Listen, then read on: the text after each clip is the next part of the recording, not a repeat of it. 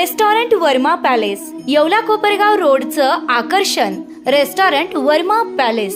Luxury rooms, multi cuisine restaurant आणि भव्य banquet hall, AC rooms, terrace garden आणि स्वादिष्ट जेवण. एकदा भेट द्या, आपल्या अपेक्षापेक्षा जास्त सेवा मिळेल. ठिकाण येवला कोपरगाव रोड, उपजिल्हा रुग्णालय शेजारी येवला. Restaurant Verma palace. शासकीय हमी भावानं मका खरेदी सुरू. माजी खासदार समीर भुजबळ यांच्या हस्ते शुभारंभ. येवला तालुक्यातील शेतकऱ्यांसाठी शासकीय आधारभूत किमती योजना 2025-26 अंतर्गत महाराष्ट्र राज्य सहकारी पणन महासंघ लिमिटेड मार्फत सहकार महर्षी गोविंदराव नाना सोनवणे विविध कार्यकारी सेवा सहकारी सोसायटी लिमिटेड अंदरसूल खरेदी विक्री संघाच्या वतीने येवला तहसील कार्यालयाजवळील शासकीय गोदाम येथे मका खरेदी शुभारंभ माजी खासदार समीर भुजबळ यांच्या प्रमुख उपस्थितीत पार पडला.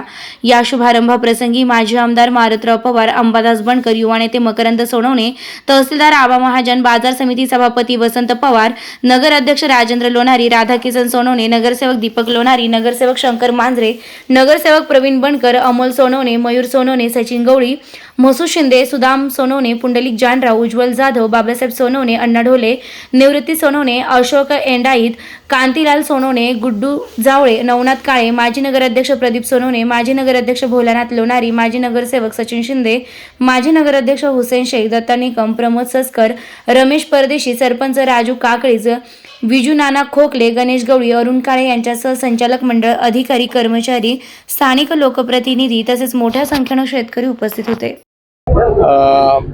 शासनाची ज्या योजनेअंतर्गत शेतकऱ्यांना जो आहे अतिशय चांगल्या रीतीने जे आहे सहकार्य करायचं, त्यांना ताकद द्यायची, त्यांना सक्षम बनवायचं, त्यासाठी जे आहे मकासाठी जे आहे 2400 रुपये भाव जो आहे शासनातर्फे जो डिक्लेअर करण्यात आलेला आहे, त्याची मुदतही आदरणीय भुजबळ साहेबांच्या माध्यमातून आपण 31 तारखेपर्यंत वाढवून दिलेली आहे.